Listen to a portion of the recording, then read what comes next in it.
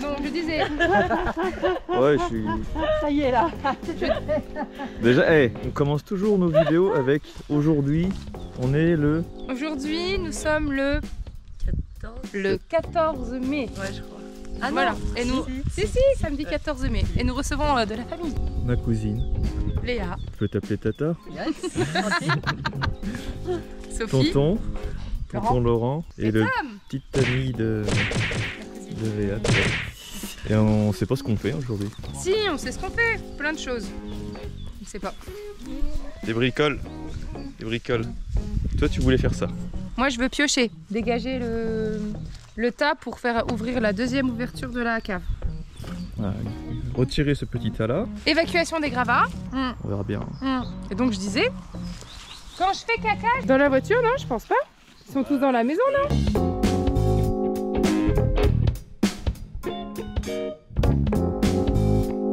Non mais elle est dure cette brouette en vrai. Ouais.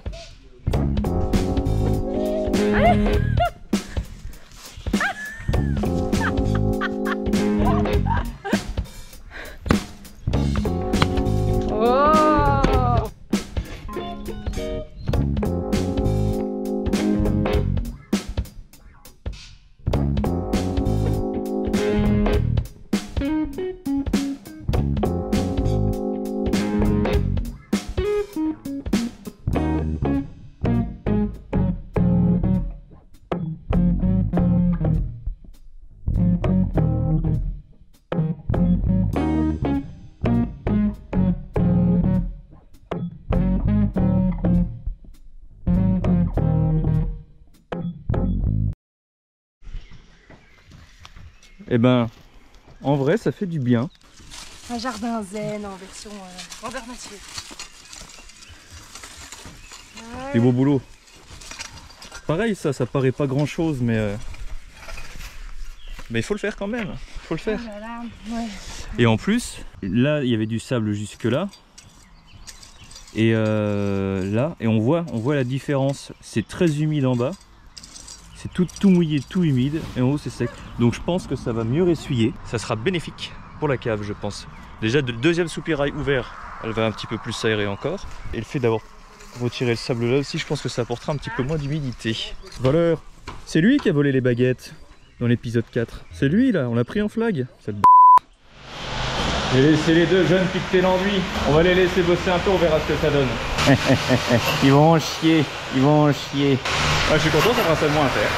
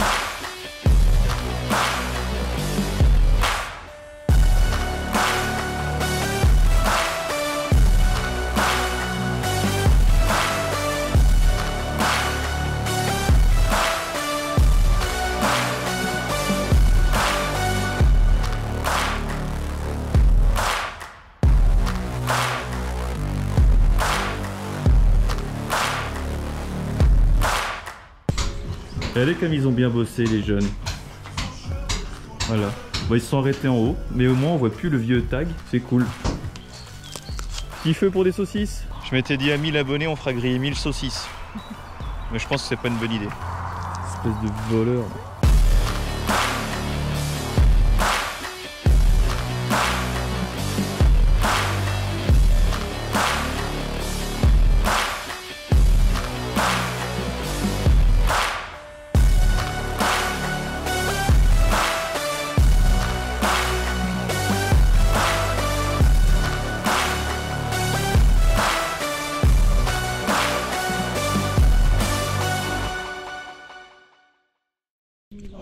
saucisse.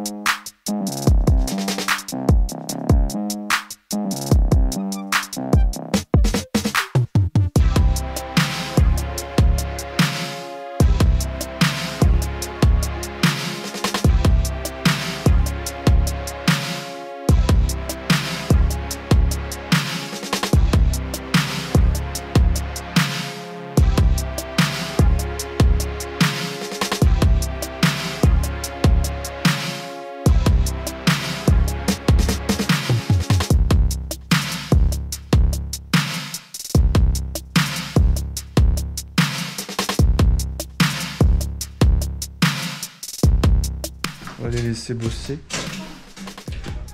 Pendant que nous on fait rien. Ça fait du bien.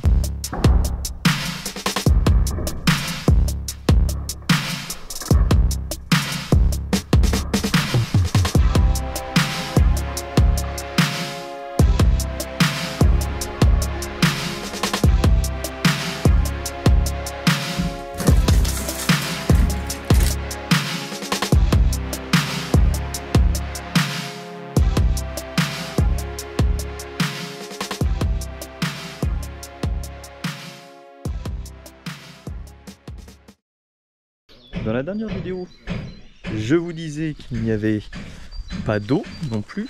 Vous allez me dire, mais comment ils faisaient à l'époque pour boire, se laver, tout ça? Et bien à l'époque, il y avait une fontaine.